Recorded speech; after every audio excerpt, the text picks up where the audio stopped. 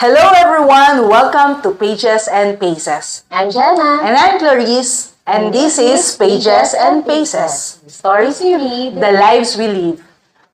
Welcome back to Pages and Paces. The stories we read, the lives we live. Today's episode is about a very special book. This is an honest book about life and halos lahat ng phase sa buhay natin makikita natin sa book na to. Ayan, so kaya naman, ito talaga yung napili nating unang-unang book na ita-topic natin sa ating page, sa ating Spotify. Ayan, sa lahat ng itong book na napili natin. So, yung book kasi na to, hindi tayo pwedeng mag-start to discuss or to share ibang books sa natin, sa page natin, hanggat hindi natin nadi-discuss tong book na to kasi very special tong book na to sa buhay natin. Ako naman, bakit ito yung napili natin? Sobrang, kasi di ba yung mga books na ita-topic natin is about history, about poems, poetry, about love, life, and I think this book is the foundation of all books. Yes, tama. So, question ko, what made the Bible stick for you when so many other books come and go? Ako, saktong-sakto, bakit itong book na to? Parang hindi siya nag-change ever. So, di ba, tagal na siyang nasulat, pero the message stayed the same. And yung nag-inspire, which is si God. Pero, natin ang ating mga audience na nakikinig, na baka akalain nila isang sermon. Yes, preachy. Oo. Hindi, we're just going to share yung mga, kung bakit naging part ng mga phases sa buhay natin yung Bible. Yes. For me naman, nag-stick siya sa akin kasi, alam mo yung, hindi ka ito-tolerate ng Bible. Kapag binasa mo siya, hindi pwedeng hindi ka makonvict. And kapag talagang binasa mo siya, hindi din pwede na hindi ka matransform. Sabi nga nila, you do not read the Bible, it reads you. Wow. Kasi di ba parang, pag binasa mo siya, merong i-correct sa'yo, may i-impress sa'yo, mako-comfort ka, pero hindi ka din hahayaan na mag-stay doon sa isang lugar kung saan hindi ka dapat mag-stay. Yun, tama. So this part naman, pag-usapan natin yung mga phase sa Bible, tapos share tayo kung napagdaanan ba natin yung phase na yun. So, for waiting, si Abraham, alam natin yung story niya, he waited for so many long years, ganun din si Hannah. Ang question ko sa'yo, paano ba talaga mag-wait? Or how did you survive it? Ayan. So, to be honest, hindi ako hindi ako ganun nag-wait in terms of when it comes to work.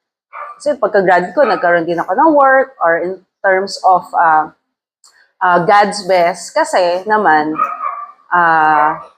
parang di rin naman siya talaga inantay or something. Pero may period ako ng waiting season na talagang nung nag-obey na ako kay God na you have to wait for your true love. So, siguro paano ako nakasurvive nun? Siguro with the help of the Bible, syempre, and yung word ni God, tsaka yung mga friends ko around me.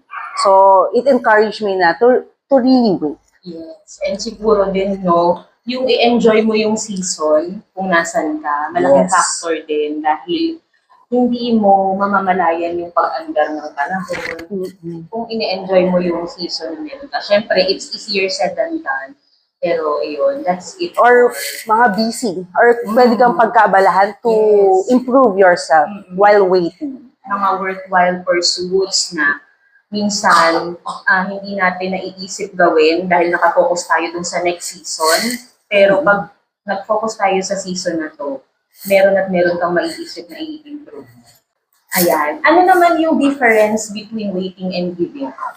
Ayan, siguro ako, for me, yung waiting is yung hope mo doon sa inaantay mo.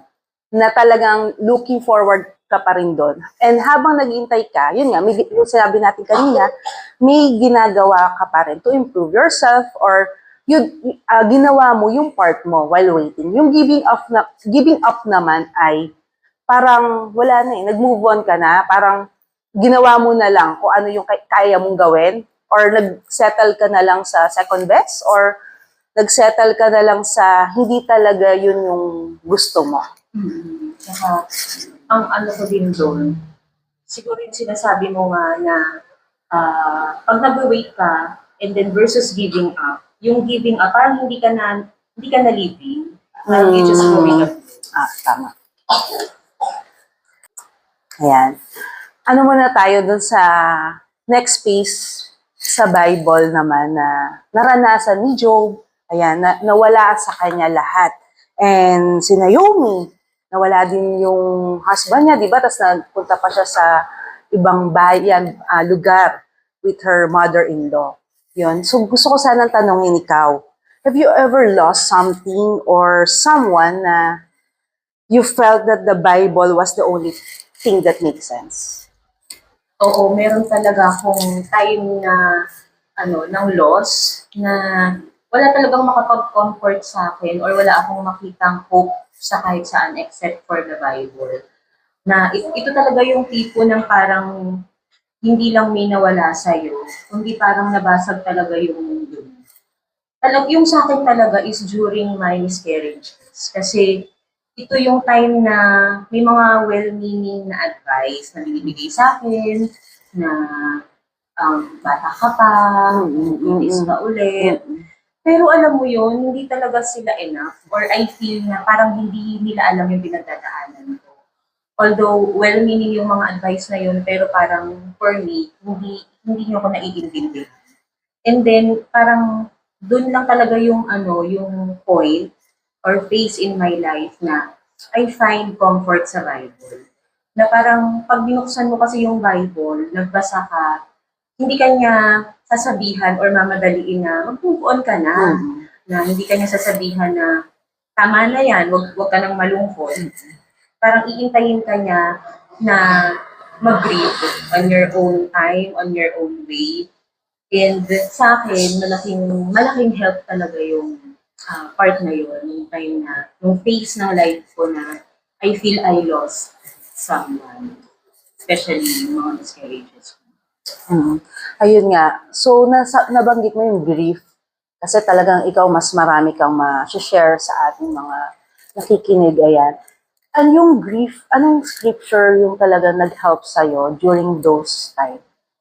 Yung nag-help sa akin doon is to trust God's will na, di ba sabi nga doon, minsan tatanong mo bakit Lord, hindi naman masama yung gusto ko. Gusto ko lang naman magkaroon ng another child. Hindi naman masama yun, di ba, kung iisipin mo. Pero during those times na parang tinitingnan ko bakit hindi binibigay ni God yung aking request, pinalala ko yung sinabi niya na my will is perfect and it's always good. So, kahit hindi ko maintindihan nung time na yon yung purpose ni God or yung will ni God for me, I trust the goodness dun sa word ni God na wala siyang desire for us but yung perfect and good will. Tsaka ate, na-realize ko din, dun sa moment ng grief ko, sa loss ko, meron talagang grief na hindi natin or hindi kayang saluhin ng ibang tao for us. And na-realize ko din, it's unfair na mag-expect ako ng comfort from people. Na i-expect ko na naiintindihan nila ako. Dapat, kung mahal ako nung tao na yun, kaya niya akong tulungan sa grief ko. Pero it does not work that way pala. Meron pala tayong grief sa buhay or loss sa buhay na si God lang yung kayang magdala for us. True naman yun. Tsaka, parang good thing pa rin talaga na nagdumaan ka doon sa phase na yon ng life mo, di ba? Dahil mas talagang binasa mo yung word niya, tsaka mas nakilala mo. Ayan. Ayan, doon naman tayo sa betrayal piece. Ayan. So, kung familiar yung iba na sa story ni Joseph, di ba? Yung kapatid niya, binetray siya. Binenta siya. Who else? Si David was betrayed by his people. Ayan. So, ang tanong, na-experience mo na ba to sa life mo? Alam mo, talagang may dadaan talaga tayo or meron talaga tayong phase sa buhay natin na we will feel betrayed. Kasi syempre, hindi naman perfect yung life, hindi naman perfect tayo, tsaka yung mga tao sa paligid natin. And ako, syempre, na-experience ko din yan. Meron din ako mga ganyang experiences na parang I feel betrayed. Especially, di ba alam mo yun, mas masakit kasi yung betrayal pag galing siya sa mga taong malapit sa'yo. Close. Oo, or parang you should have been felt safe sa tao na yun. Pero still, dun tayo talaga mas na-hurt eh. Kapag mas mahal mo nga daw yung tao, mas na-hurt ka pagka may betrayal. Tsaka parang feeling ko rin, kapag may expectation ka, so doon ka lang din naman sa mga close, sa life mo, doon ka nag-expect. So, feeling mo, example, yung kanina nga shinare mo na you feel na dapat na-encourage ka nung other people around you. Pero bakit hindi? So, di ba, may expectation, then you will feel betrayed na bakit hindi sila present during those grieving times ng life mo or sa atin din. Kasi nga minsan nag-expect tayo sa family natin, sa friends natin na they will always be there. O kaya, di ba, pag may mga event, especially pag mga dapat bakit ako na-invite or bakit hindi ka, kasi may mga expectation din. Pero during those, sa betrayal season naman ng buhay, may mga tanong eh. Paano ka ba mag-forgive? Ano yung true forgiveness? Paano ba dapat yung forget na lang ba? Kalimutan na lang? So, may wisdom ka bang mai-share sa ating mga Oo. Alam mo, palagi din, alam mo, feeling ko din, ate, yung parang hindi ka makapag-forgive kasi merong assumption na pag ba nag-forgive ako, hahayaan ko na lang ba sila na tratuhin ako ng ganito? Or hahayaan ko lang ba yung na hindi ako walang justice for myself? Or ito-tolerate ko ba yung masamang ginagawa sa akin? Pero di ba sa Bible, hindi naman ganun yung real meaning ng forgiveness. It's a posture of your heart that you will let the person go. And you will not hold grudge sa person na yun. You will lay the person in God's feet or in God's hand na you will just release your emotions. It's a decision. Hindi pa nga sa emotions. It's a decision na even though hindi mo pa feel mag-forgive, you release your emotions para hindi ka mag-hold ng grudge, ng resentment dun sa tao. Pero it does not necessarily mean na makikipag-reconcile ka sa tao, na mawawalan ka ng boundaries, na ito-tolerate mo yung mali. So, forgiveness is dun sa posture ng heart natin and decision natin to obey God. Yeah. Tama yon. Kasi ako man, ganun din yung point ko na para sa yung forgiveness actually. You forgive, hindi dahil alam mo yung, dahil nga nag-sorry siya. Kasi minsan naman, ang tanong nila, kailan ka ba dapat mag-forgive? Hindi pa nga humihingi sa akin na sorry, forgive ko na agad. Parang hindi yata tama yun. Di ba yun yung mga nasa, ng puso natin na, parang wait lang, oo. Pero yun nga, sabi nga sa word ni God na you forgive para mag-free ka rin. So the more kasi na ikaw yung parang ikaw yung magiging prisoner nung anger, nung bitterness. And yun yung mahirap. Sa Bible, syempre bibigyan namin kayo ng few verses na forgiveness and letting go. So dahil nga syempre ang ating unang topic dito ngayon ay Bible, syempre kailangan meron tayong mismong standard. Ayan. So, sa Matthew 6:14 to 15, it states, if you forgive other people when they sin against you, your heavenly Father will also forgive you. So, tama yung sinabi mo kanina, posture ng heart natin between kay God. So, bawat lang talaga na, kung gusto mong i-honor si God, diba, you forgive. Bukod pa doon, we should also, siguro tingnan din natin yung sarili natin na sinner din tayo, na pinatawad tayo ni God, and that we should also forgive others in return. Minsan gustong mag-revenge muna, para feeling nila, nakaganti sila, nakabawi. Pero yun nga, meron din sinasabi dyan ang Bible. So, alam mo ngayon, hindi na natin isa-isahin syempre, pero para sila mismo, di ba, makatuklas. Dahil tayong pareho ay mother na, ayan. So, medyo mabigat yung mga unang although mabigat din naman pa rin to, pero dahil mas makaka-relate tayo on motherhood, ayan. Okay. So, sa motherhood, phase ng motherhood, marami din siguro tayong mga listeners na mga mother na or somehow parang alam mo yun, meron kang lead na meron kang parang you are the guiding person of that child.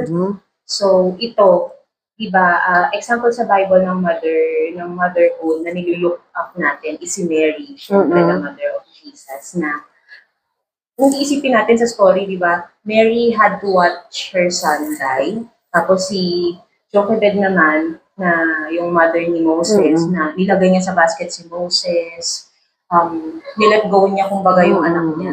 Tapos maiisip natin, paano kaya nila yun nagawa? Paano nga ba? Ikaw as a mom. Parang ako kasi, nito ko lang na-realize kasi feeling ko, kaya ko palang, kasi syempre di ba noon pa sa ating na inaral natin yan, na-share ng mga ahead sa atin ng season, parang feeling ko kaya ko naman i-give up yung mga anak ko just in case na, alam mo yon na need. Like, di ba, yung kay mother nga ni Moses, kailangan talaga siyang i-let go. Pero nung recent na muntik na malunod yung aking bunso, tapos parang doon mo lang pala marirealize na parang iba yung, parang hindi ko kaya pa, hindi ko maisip actually, hindi ko maano siya, masigurado. Ikaw ba? Oo. Yung, kung titingnan natin sa perspective ni Mary, di ba, halimbawa ikaw yung nagdala ng Diyos, ng anak ng Diyos. Kung isipin natin, di ba, parang it's a very helpless situation as a mother kasi wala ka namang control doon, wala kang magagawa kasi yun yung path na dapat, yun yung reason kung bakit siya bumaga. Pero ang naisip ko doon talaga is, naisip ko lang na baka sa part na yun, nandun din talaga yung surrender ni Mary. Na Jesus is not just her son, Jesus is also acceptance din na Jesus is her Savior. Tagapagligtas din niya si Jesus. At doon sa point na yun, nag-trust siya, hindi dun sa kaya niyang gawin, kundi kung sino yung may hawak ng bukas para sa anak, which is God. Tama. What is the hardest part ng motherhood na feeling mo walang sinasabi dun ng Bible? Ako yung dyan na feeling ko, parang hindi ko pa nabasa sa Bible or baka hindi ko pa siya totally na-absorb, is yung surrender din talaga na kasi, di ba, as a mother, malaki talaga yung magbabago sa life mo once you become a mom. Yung dati mong nakasanayang routine, at yung buong mundo mo talaga, iikot na siya sa anak mo. So, dun meron akong phase sa motherhood, or siguro ngayon, dinadaanan ko pa rin yung phase na yun, na minsan, or madalas, ang tingin ko sa anak ko is akin siya. Yung, alam mo yon na parang hindi siya pwedeng kunin sa'yo. Pero yung surrender acceptance na steward lang tayo ni God, na pinagkatiwala lang niya sa atin yung mga anak natin for a while, for a short time, na kailangan dadating talaga sila sa time na ile-let go mo sila at merong path silang kailangang lakaran na hindi natin kailangang lakaran o hindi natin pwedeng lakaran para sa kanila. Sila talaga yung kailangang magpunta doon. Ayan, naalala ko, ang isa pang example ng Bible na binigay sa atin is si Hannah. Ayan. So, di ba, sobrang pray niya nang magkaroon siya ng anak. So, dininig yun ni God. Di ba? Nagkaroon siya ng isang anak. Pero, imagine mo, talagang pinag-pray mo yun. Pero, anong ginawa niya? Sinorender niya na talagang, nung lumaki na, right age na, talagang binigay niya kay God para mag-serve naman. So, si Samuel yan, tama, di ba? Ayan. So, yun talaga. So, tingin mo naman, paano ba malalaman if you are a good mom or a perfect mom? Ano yung difference ng being a good mom and a perfect mom? Di ba tayong mga moms, isa din sa mga sakit natin, yung gusto natin, feeling natin hindi tayo good mom, or parang na-equate kasi natin kadalasan yung word na good mom sa perfect mom. Pero isa sa realizations ko din, na hindi natin kailangan maging perfect.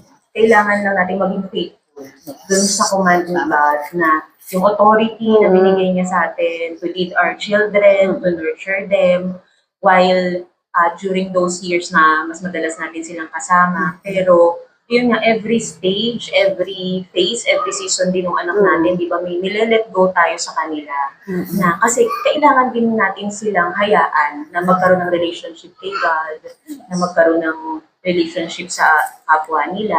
So, yun, yung difference is that being a good mom, hindi mo kailangan maging perfect. Kailangan lang natin maging faithful, just show up every day, Yes. and let God help you. Parang wala naman talaga magiging perfect, di ba? Mhm. So, ano talaga, it's just talagang day to day. Talagang, actually, minute by minute eh. Kasi di ba, Tama. you're being a good mom, then eventually, bigla kang ano. So, pero syempre, magkakaroon tayo ng another topic, ayan, chapter for that, Specifically. yes, for motherhood. So, stay tuned. So, about doubt naman. Sa Bible, makikita natin na nag-doubt si Thomas kay Jesus nung nag-resurrect na si Jesus. And then, si Peter, di ba, lumubog siya nung nag-walk on water siya. And then, even si John the Baptist, tinanong niya mismo si Jesus, meron ka bang question, honest question kay God na feeling mo bawal tanungin? Ako parang natanong ko na bakit sobrang hirap. Parang, di ba, kunyari, sa season natin, nung dinadaanan nga natin, di ba, nung singlehood, tinatanong natin, Lord, bakit wala pa God's best? Nung kinasal ka, Lord, ba't ganito naman yung life? Parang ang hirap yata. Will mo ba talaga? Parang ganun yung in-answer ni God, yung prayer mo, tapos magtatanong ako na, Lord, ito ba talaga yung answer? So, tingin ko yun. Ikaw naman. Ako naman, related pa rin siya dun sa mga losses ko. Dumating ako sa point na, syempre while reading yung story ni Job, naisip ko, ang tanong ko nun is, hindi bakit nangyayari sa akin lahat ng yun. Pero ang tanong ko nun is, Lord, paano kung hindi ko kayanin yung mga binibigay mo sa akin or nai-experience kong challenges? Paano kung hindi ko pala kaya yung pain? Kasi naisip ko nun, God siya, kaya niyang gawin lahat. And I shared earlier na I trust His will. And nandun ako sa point na, Lord, paano kung yung buong life ko is just all about pain? Kaya ko ba yun? Parang ang lungkot na you feel helpless sa isang Diyos, sa harap ng isang Diyos. And dumating din ako dun sa time na feeling ko, I will just always be lonely and longing for another child. So yun yung question na feeling ko bawal tanungin na, naku, baka magalit sa akin si God. Meron akong ganung feeling doon. Pero hindi naman ganun. If we will read and dive siguro talaga sa word ni God, di ba? God loves honest questions. And if hindi naman yung character ni God, yung ating iko-question, I think we can ask God anything, di ba? Pinagdadaanan natin. Tulad ako, di ba, question ko mismo yung mismong answer. Pero di ba, kaya natin siya tatanungin dahil nga, nagda-doubt tayo eh. So di ba, meron sa mga, even the sikat sa Bible na character na nag-doubt din, pero di ba, minute sila ng God. Di ba? And I think, okay lang mag-doubt. It's okay to doubt, pero idiretso mo kay God. Sabihin mo sa Kanya yung questions mo, yung doubt mo. Yes. Hindi ka dapat lumayo, hindi ka dapat mag-withdraw. You just keep on clinging to God or let God hold you. Kasi diba, kadalasan din sa phase na pinagdadaanan natin, ako personally, parang may time ako noon, nung mga losses ko na feeling ko, nakadepende lahat kung gaano kahigpit yung hawak ko kay God. Pero na-convict din ako na it's not about my faith lang. It's about God's commitment to hold me, God's promise to hold me as well. Kasi parang naalala ko yung verse doon na no one can snatch us from God's hand. So kahit gaano pa kalalim yung grief or yung pain na yon, na convict ako na hindi sa akin nakadepende. Si God yung nag-hold sa akin. That's how you stay faithful during those time na you're in doubt. So, nakilala mo na si God talaga yung mag-hold sa'yo, no matter what. So, ako naman, feeling ko, for us to continue believing, kasi di ba we stop reading the Bible every time we are in doubt, Every time we are anxious. Pero yun nga, sabi mo nga, hindi naman tungkol sa atin to eh. Diba? Hindi tungkol kung ano nararamdaman natin. Pero because yung bakit nga natin ito pinili, hindi nag-iiba yung salita ni God. So I encourage everyone na nasa season of doubt or hindi sure, just to continue reading. Diba? Continue reading God's Word and continue reading the Bible. Para, diba, tulad mo, nasagot. Yes. Honest faith versus perfect faith.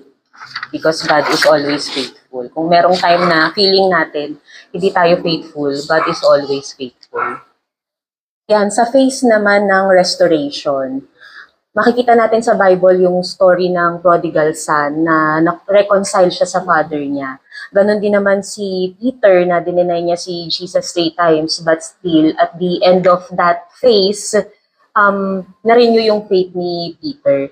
Can you share yung experience mo about restoration or reconciliation? Ayan. Ako naman, parang yun nga, nakaka-relate ako sa kanila dahil kilala na naman na nila si God. So same din ako, di ba, parang high school pa lang, na-introduce na tayo sa Bible. Ayan.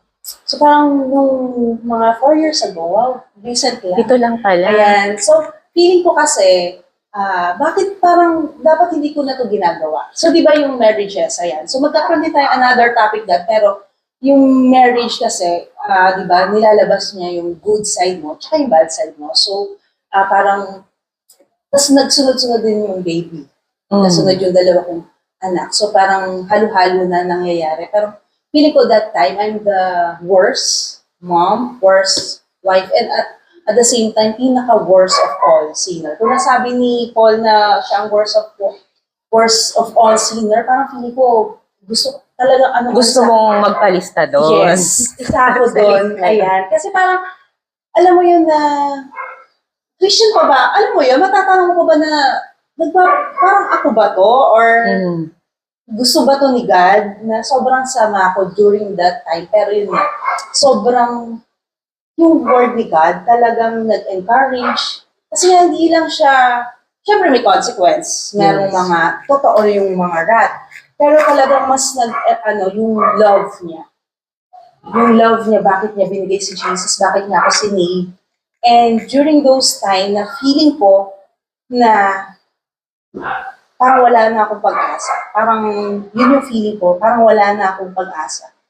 Si God yung nagbigay ng chance, ng second chance, actually unlimited chances na kaya mo yan. Sundin mo lang, ito yung pinapagawa ko sa'yo. Yan, quiet time ako, maiksi lang.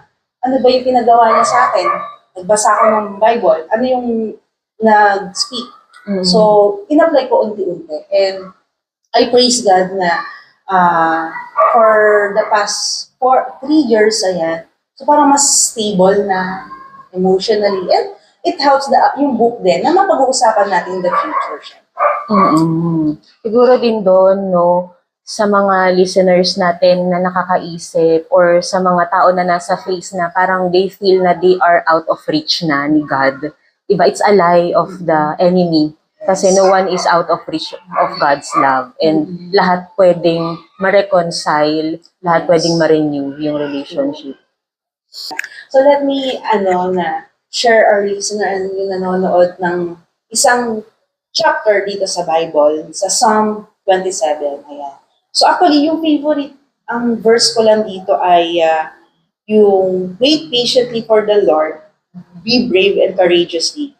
Yes, wait patiently for the Lord. Tapos naging favorite ko din yung verse 13. Yet I am confident I will see the Lord's goodness while I am here in the land of the living. So ang ganda lang yun kasi alam mo naman, na hindi naman tayo well off before, kahit naman ngayon, pero parang yung promise lang niya na magiging maayos yung buhay. Pero ito naman, during those time na feeling ko wala na akong pag-asa, na parang hindi na ako magbabago, parang may something wrong sa akin.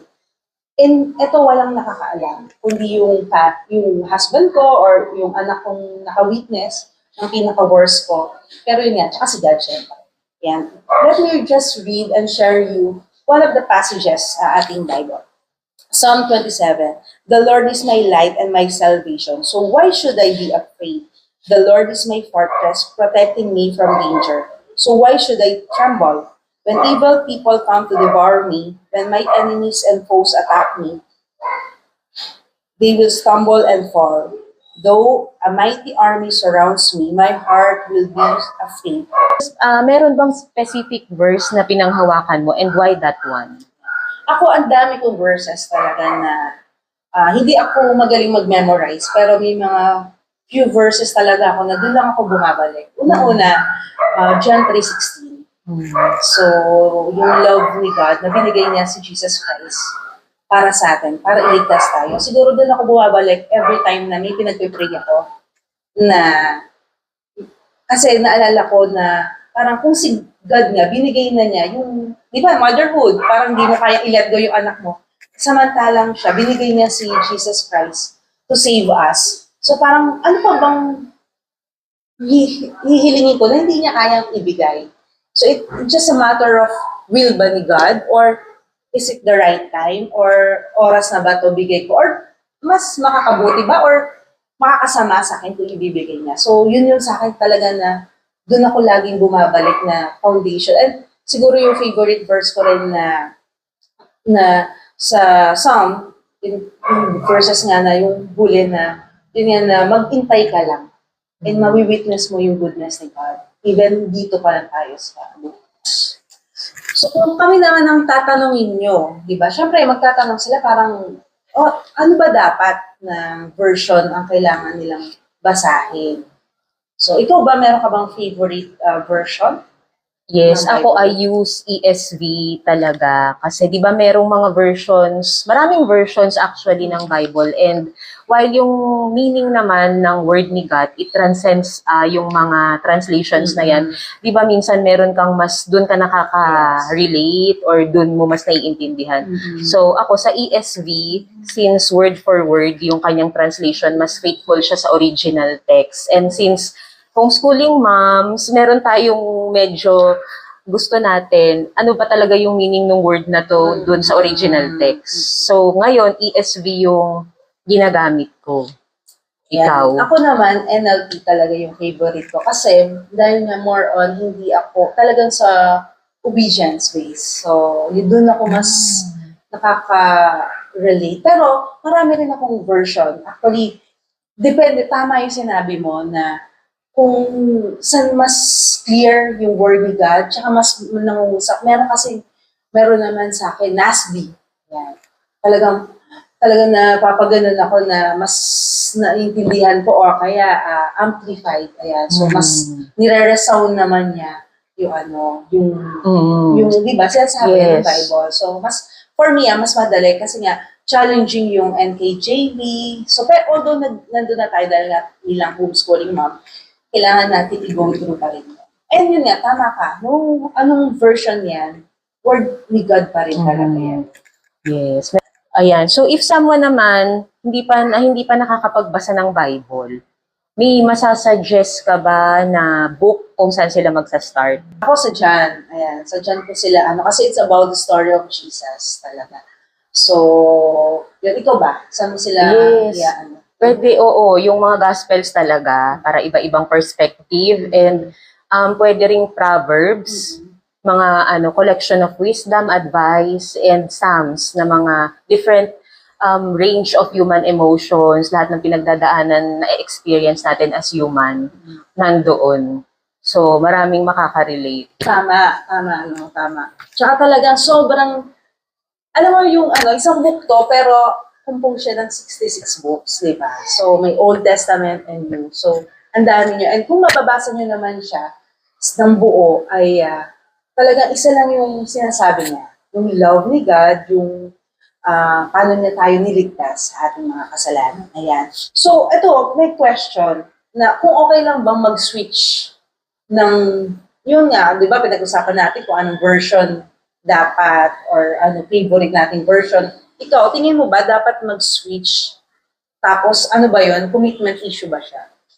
Ako sa tingin ko, hindi naman siya commitment issue. Kahit anong translation or version yung feel mong basahin ngayon, it's actually parang mag-a-add pa siya ng another level of flavor sa pagbabasa mo ng Bible. Parang same truth, same dish kung baga. Tapos isipin parang pwede natin siyang i-compare sa isang ulam na iba-iba yung chef. Same yung dish, pero iba-iba yung atake.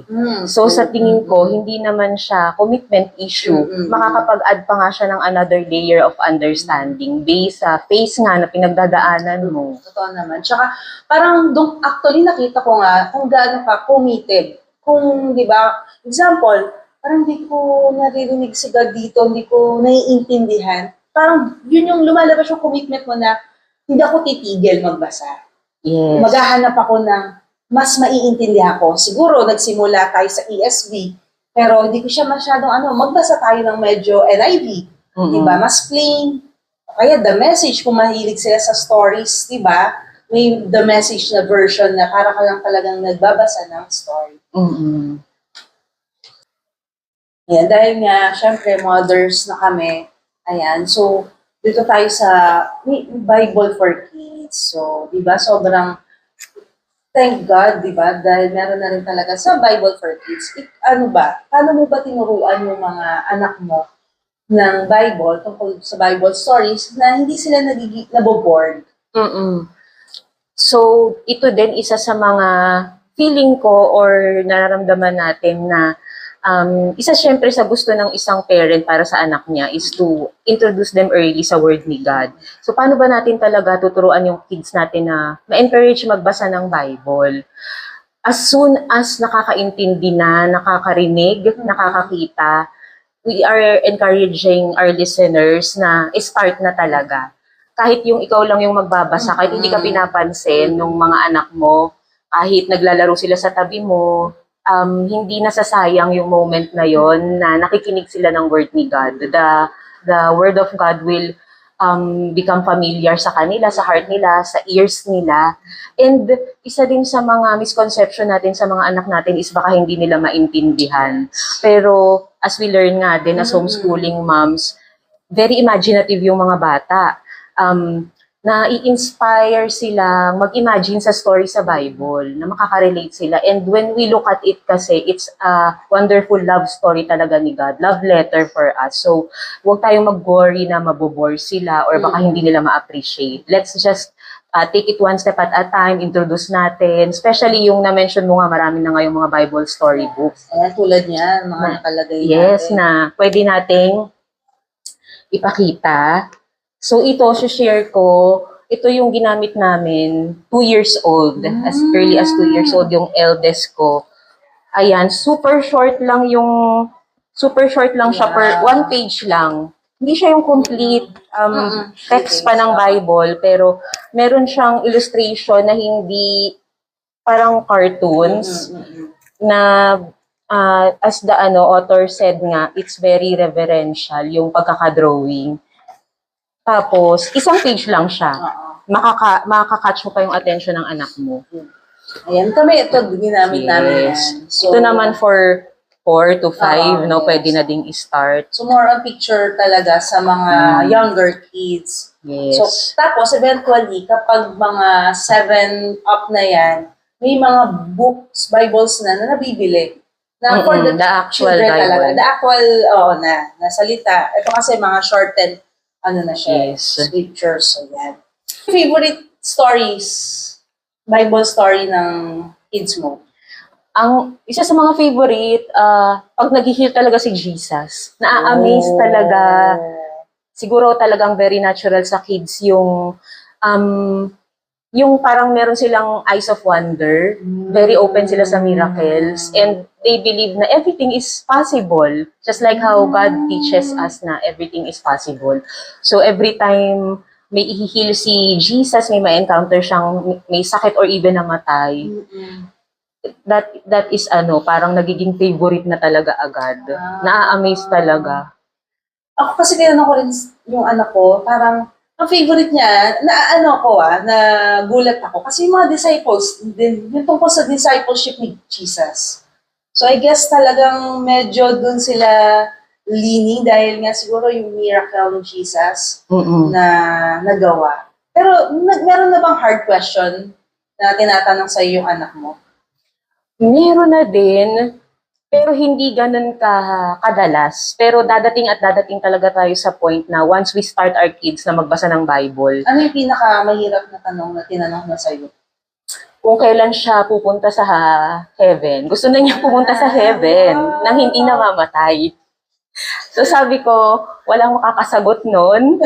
Hindi natin yun alam, even si Jesus, hindi nga alam. At saka ang hirap sagutin nun sa... Elijah, tama Yes, oo, ang hirap sagutin nun sa anak mo na, Yes. iba kasi we encourage them na maging excited sa heaven. Mm-mm. Pero pag sinabi nila na gusto na nilang pumunta sa heaven, parang, teka lang, anak.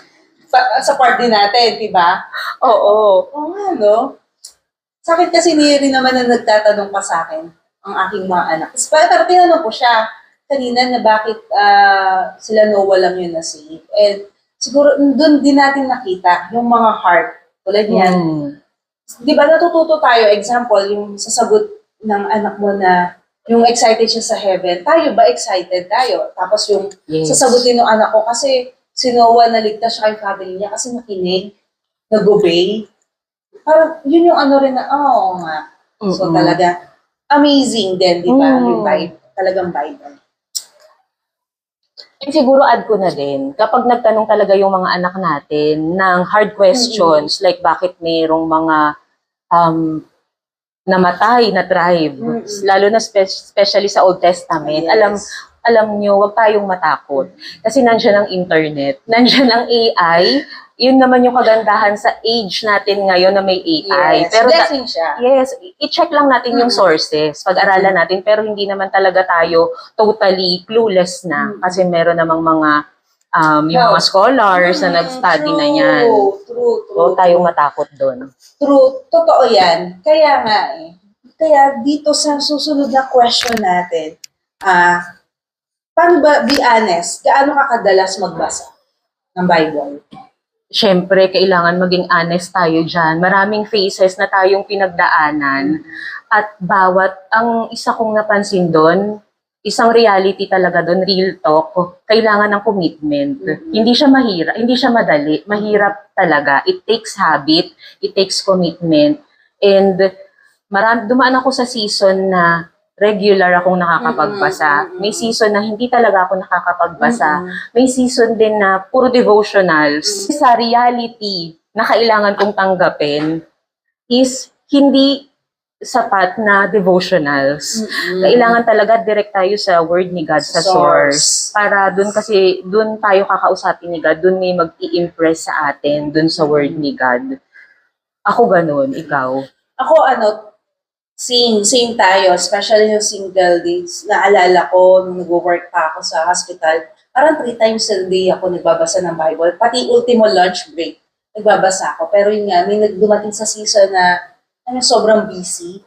Pero nito, nagkaroon ako ng commitment na, para kasing dahil nga doon sa nangyari, kung yung sa ginawa kong yun, napatawag pa rin ako, tinanggap, naghamit pa rin ako ng Panginoon, at inentrust pa rin ako ng mabubuting anak, asawa. Parang, na-realize ko rin na, the more na hindi ako nagbabasa, the more na hindi okay ako. So, nagkaroon ako ng commitment na, no matter what, magbabasa ako. Especially this latter part nung last year na, kahit malate ako sa appointment ko, or may event yan, uunahin ko yung word ni God. O may lakad, uunahin ko yung word ni God, magbasa ng Bible. Kasi, yun nga, mas nagpapabuti ako, mas nagiging better person ako. Because, nalaman ko kung ano yung gustong pagawa sa akin. That time, that day, ni God. Yes. Okay, realistic routine talaga ng isang mother na tayong dalawa nag-homeschool, plus may toddlers, may work, side work. Ang realistic routine ko sa ngayon, sa umaga, meron akong book about Psalms. Favorite ko talaga yung Psalm. Ito, by Timothy Keller, The Songs of Jesus. As in, lahat ng Psalms nandito, hinimay-himay niya. And it's just 1 page per day. Kahit hindi natin i-follow yung date. 1 page per day lang na it's just enough time for me na habang nagbe-breakfast ang mga bata, nagbabasa ka din noon, nababasa ko din yung word ni God. And then sa gabi ngayon, meron kaming routine na magbabasa as a family ng whole Bible. So hopefully, ma-encourage yung kids na talagang magbasa ng Bible whole year round. Nagbabasa kami ng a chapter, minsan 3 chapters a night, minsan 1 chapter pag mahaba, then different books, one sa Old Testament and New Testament. Pero wala naman talagang pattern. Basta we just have to build a habit and be consistent. And minsan pag nag-fail ka, just try again the next day. Ako naman, yun nga, na parang treat the Bible as your food. Diba? Kung example, kung yung schedule mo, diba, di ba parang eventually nararamdaman mo siya na kailangan mong kumain. So same din, di ba? Kung sa umaga, Yes. doon ka na mas wide awake ka, mas doon ka nagugutom. So doon mo tinitake yung food mo, di ba? Example ako kasi 10 a.m. ako nagugutom. So doon ko pala, so doon din sa Bible na what time na kaya mong talaga, na makakapag-concentrate ka, na hindi ka lang talaga dapat nagbasa. Pero for me kasi, nagsasabay kami nung anak ko para sabay rin kami mag-share ng thoughts. So sinabayan ko yung Bible stories nila dun sa school. So ikaw, tingin mo yung may audio Bible kasi ngayon. So tingin mo, yes or no for the audio Bible? Sa tingin ko, yung audio Bible, hindi naman siya mali. Actually, nakakatulong nga siya kapag busy yung kamay natin, pero yung free naman yung mind natin. Yung halimbawa, routine task mo sa maghapon, naghuhugas ka ng pinggan, chores, tapos willing namang makinig yung mind mo, nakakapag-focus ka din. Pero sa tingin ko lang din, hindi siya substitute talaga sa word ni God. Pwede siyang complementary sa word ni God. Pero iba pa rin kasi 'di ba yung yung binabasa mo talaga siya and meron kang specific time na allotted. Pero syempre nakaka-help talaga yung audio. Yeah. So yung iba naman siguro syempre kung hindi sila talaga mabasa mabooks yan, go for the audio Bible. Pero yun nga, set a specific time talaga to hear and listen God's word. And I believe kasi yung husband ko audio So, mas marami pa siyang alam sa akin, pero na-amaze. So, kasi minsan, dati negative ako dun sa audio Bible, pero yun nga, hindi dahil nag-audio Bible ka, ay hindi mo na siya naiintindihan. So, siguro, tama ka na, specific time na, baka naman nakinig ka dahil, pero busy yung mind mo, Yes. yung mo, di ba? So, yun. Let's share sa ating mga listeners, sa ating nanonood ng mga, yung mga study Bible. Ayan. So, naka-display. Naka-display. Ayan. So, ikaw, ano yung mga marirecommend mo? Mga marirecommend ko, mga commentaries. Okay. Ito, tulad nito, yung The MacArthur Study Bible. Merong mga Bible na may explanation kung tungkol saan yung passage. So, mga theologians, mga scholars. So, kung gusto mo nang mag-deep dive sa meaning ng mga scriptures, big help talaga siya. Ayan. Actually, sabay kami nagbumili niyan, di ba? Yes. Pero iba yung pagkakaalaga ko na Pero ito, naman siya? Application Bible Study.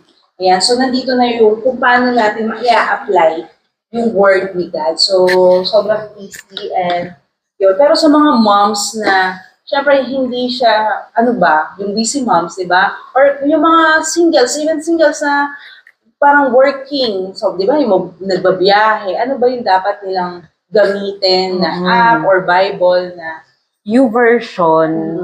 YouVersion, syempre, mas familiar ang lahat sa YouVersion. Meron din dong mga plan, study. Kung gusto mong basahin yung Bible, meron dong specific na book na pwede kang mag-subscribe sa plan na yun or pwede mong i-start yung plan na yun. And then, di ba, meron din doon na pwede kayong, halimbawa, 3 kayong magkakaibigan, na pwede kayong sabay-sabay kayong magbasa. Yes. And minsan may explanation na din doon. So, halimbawa, hindi nag-sale ang mga commentaries. Kasi di ba nag-sale lang to nung time na yun. Hindi mo naman kailangan bumili kasi ang daming resources na talaga ngayon sa internet, just check the sources na lang. True. And, yun nga, sabi ko nga, di ba, kahit one chapter, di ba? One chapter a day. Sa Psalms, sa Proverbs, Ecclesiastes, ang daming, or mag-isa rin tayo dun sa Book of the Gospels, di ba? So, ang daming pwedeng i-ano. Yes. And yung Proverbs, naririnig natin madalas na 30 chapters, 31 chapters. So, perfect siya for a month na Yes, true. just a short parang recap sa mga wisdom. So, kahit nga monthly natin siya basahin kasi di ba mas na iintindihan natin habang paulit-ulit natin siyang binabasa. Tsaka, sa mga gustong mag-historian, kasi talaga, depende sa time na meron kayo. Kasi ako ngayon, hindi na talaga ako more, talaga yung in-depth. Hindi na ako in-depth. Kasi nga, parang, I acknowledge naman yung presence ng mga theologian talaga na, ito, diba, na naggumawa ng book study. Ako, may sinare ako sa'yo before, di ba? Ano? Yung Reading the Bible with Rabbi Jesus. How a Jewish perspective can transform their understanding. So it's about kasama yung culture, if you wish to travel back in time sa panahon ni Jesus. Ano yung mga traditions, culture, mga Jewish culture, bakit ganun yung wording. So, iyon, yung parang pwede mong additional layer kung nagsa-study ka ng Bible or kung nagbabasa ka ng Bible, pwede siyang maka-change talaga ng, ako sa akin personally, sa perspective. Kasi how they use yung specific words sa kanilang culture. Ang laki din nung impact or mas naintindihan ko bakit doon sila humuhugot ng stories, ng parables. Ako naman, B-series ni Verse B. Ayan. Kasi yun naman is dig deep sa per book ng Bible. Oh. So, kunyari, magbabasa ka ngayon for the Genesis, pwede mo siyang i-accompany dun sa, habang nagbabasa ka, kasi in-depth siya. Talagang verse by verse din niyang in-explain, kaya chapter by chapter, kung ano nangyayari, tapos ano yung gustong i-ano ni God sa inyo. So, tingin ko yun din yung isang help talaga. And sa akin din, mas nakatulong siya. So, ayan. So, I hope sa ating mga listeners, sa mga nanonood, ayan, those who already know the Bible or started reading the Bible, I hope na na-encourage kayo dun sa mga na-share namin. Sana nakatulong kami na mas lalo nyo pang basahin at maging committed sa pagbabasa ng Bible. And, di ba, ma-amaze kayo, masusurprise kayo na different phases ng buhay nyo, season ng life nyo. Iba-iba, minsan, di ba, may isang verse, ito yung naramdaman mo, pero no another season mo, mas lalong talaga nag-speak sa'yo yung verse na yun. And for those who are curious din, or hindi pa na-try magbasa talaga ng Bible as a religious book, you don't have to be pressured that you have to believe in a certain religion just in order for you to read the Bible. Pwede mo siyang simulan just as it is, as a curiosity. And kung tutuusin kasi, ang daming inspirational, inspiring stories na nasa Bible about life. So just start there. Just open it, just read a chapter, or even focus dun sa mga stories lang, like the gospel, like the book of John na sinadjust natin kanina. Yes, totoo yun. And sa mga na-hurt dahil sa mga ginamit ang salita ng Bible, ayan. So sana hindi ito mag-stop na kayo mismo, na, di ba, nagamit siya sa mali, pero ikaw mismo, huwag mo siyang hayaan na nandiyan ka lang na nasaktan. Hayaan mo, ako naniniwala ko na, di ba, na kung sino yung daw nakasakit sa'yo, siya rin yung mismo mag-heal sa'yo. So ganun din, kung nasaktan tayo ng salita, ginamit ito sa atin na hindi maayos, naniniwala ko na pag ikaw ay nagbasa directly, mag-heal ka. Yes. Thank you so much for joining us again. Ayan, so medyo mahaba-habang naging kwentuhan natin. And iiwanan ko lang kayo nung isang quote. Ayan, mapa-quote. Sabi ni Charles Spurgeon, visit many good books, but live in the Bible. Wow. Ikaw, ano naman ang mababaon mo? Mapababaon mo sa kanila? Yes, na gusto nating ma-remember nung mga nandito nakinig sa atin sa episode na to. Just come as you are. Kasi You don't have to change or be a different person bago mo buksan yung Bible. Kung meron kang naiisip na kailangan mo munang magbago para makapagbasa ka ng Bible, it's not true. Just come as you are because you will be met by God dun kung nasaan kang place.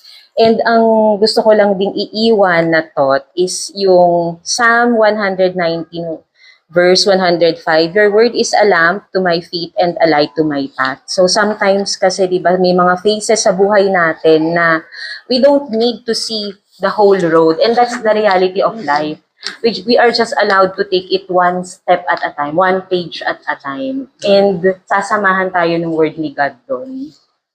In any season, di ba, ng Yes. buhay na, in any phases ng buhay natin. So, I hope na kung meron kayong favorite verse din, gusto nyo i-share sa amin, just send us a message or kung kailangan nyo ng pagbibilhan, ayan, ng link, ano yung mga recommended, ayan, just message us. Until next time, keep reading. Or just keep living. This is Pages and Faces, the stories we read. The lives we live.